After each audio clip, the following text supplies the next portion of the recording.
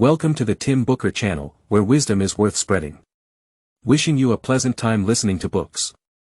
Today, I want to talk to you about a book titled The 10 Faces of Innovation, which is a book about innovation written by Tom Kelly, the general manager of the world-renowned design company Diode.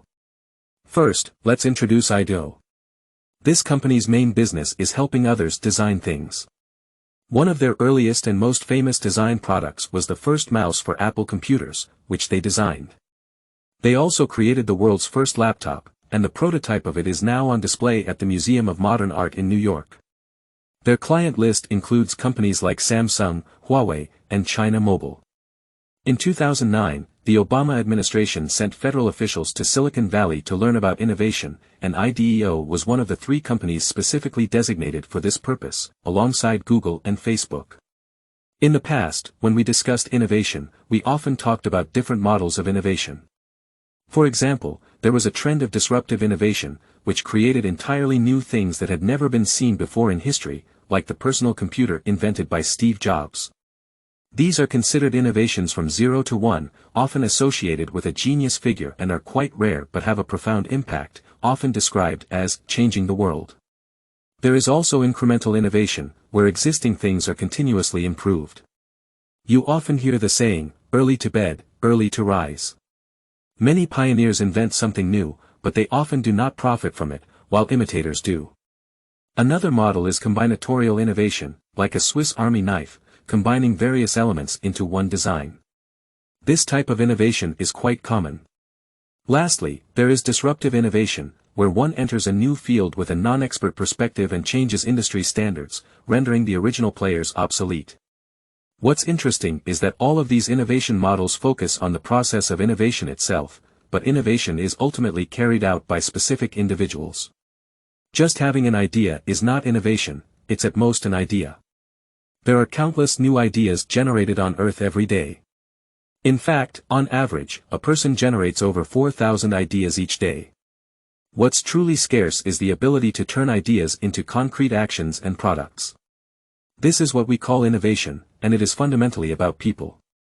This book, unlike others, doesn't primarily focus on innovation models, instead, it focuses on the people behind the innovation. Diode is such a company, and they identify, categorize, and utilize various innovative talents, honing them into a continuous innovative force. They don't wait for inspiration to strike, they work on innovation, whether they have inspiration or not. This is what makes them professionals. Many companies also want to innovate and place a strong emphasis on it.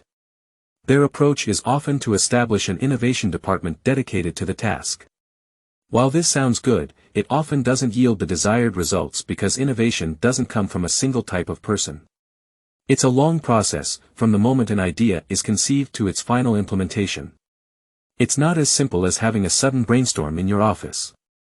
The author of this book has analyzed all the sources of innovation in their company and categorized their people into 10 different types. Each type contributes to the innovation process, and by effectively utilizing these 10 types, a company can build a skill for continuous innovation. These 10 types of people are: 1. Anthropologist. 2. Experimenter. 3. Cross-pollinator. 4. Hurdler. 5. Director. 6. Experience architect. 7. Set designer. 8. Caregiver. 9. Storyteller. Now, let's explore what each of these types represents and how they contribute to the innovation process. The second category is called experimenters. They are the ones who can quickly turn raw ideas into reality. For example, when you have a new design, they can immediately create sketches and prototypes. If you come up with a new service, they can simulate it and create videos. They are action-oriented and not afraid to present the first, sometimes ugly, version of a product. They embrace failure and iterate continuously. The third category is called cross-pollinators. These individuals excel at transferring ideas, techniques, or strategies from one field to another. They can take a concept from one domain and apply it effectively in another. For instance, the design of the keyboard originally came from the piano, and elevators were inspired by amusement park lifts. These innovators can bridge the gap between different areas of expertise. The fourth category is the hurdler. These are the determined and persistent individuals who can overcome obstacles and challenges. They don't shy away from difficulties and are relentless in pursuing their goals. They are resilient and have the ability to keep pushing forward when most people would give up. The fifth category is collaborators. They excel at communication and can facilitate effective teamwork within a group. They ensure that information is shared and coordinate resources to achieve common goals. They play a crucial role in fostering a collaborative environment within the team. The sixth category is directors. Similar to a film director, they oversee and coordinate various aspects of a project. They are responsible for the overall strategy and execution of an idea, like a conductor guiding an orchestra. While traditionally this role might be held by a CEO, in an innovative team, this role can be taken on by someone based on their abilities rather than their title. The seventh category is user experience experts. They focus on creating a seamless and pleasant experience for customers.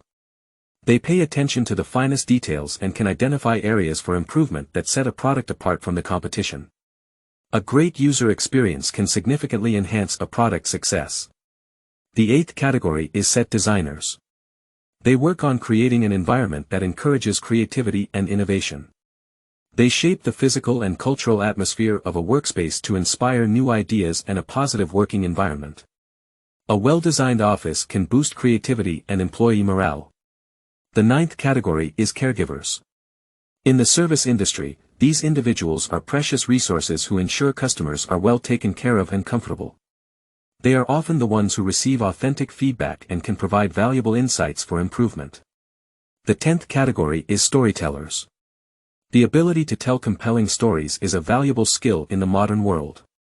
Storytellers can inspire teams, shape a company's image, and influence others. They convey ideas and messages effectively, making them essential in conveying the vision and goals of an organization. In summary, these 10 categories of individuals all play critical roles in the innovation process. They bring diverse skills, perspectives, and abilities to the table, and together, they drive innovation forward, from ideation to execution. Alright, let's summarize. This book discusses innovation from a human perspective and outlines 10 types of talents that drive innovation. It's important to note that this classification is quite general, and an individual can actually fulfill multiple roles and switch between them. The more roles you can take on, the stronger your abilities become. However, it can be challenging to find individuals who excel in all these roles. Instead, encouraging each person to leverage their strengths and collaborate within a team can lead to a continuous flow of new ideas and innovations. This approach is more sustainable and ensures that a company doesn't suffer a significant setback if one person leaves. Therefore, innovation is a team effort and a systemic process. In the past, we used to think that innovation could only happen when a few exceptional individuals emerged. This book enlightens us that innovation is not the work of one or two people. A new idea is just the first step in the long journey of innovation. It's a systematic endeavor, and it requires a company's cultural environment to foster an innovative atmosphere where every employee can contribute their expertise. Innovation is an ongoing process. Congratulations, you've completed another book. Thank you for your support and attention. Please subscribe to the Tim Booker Channel audiobook channel, like, and share with your family and friends. Wisdom is worth spreading to create a brighter future. Thank you, and goodbye.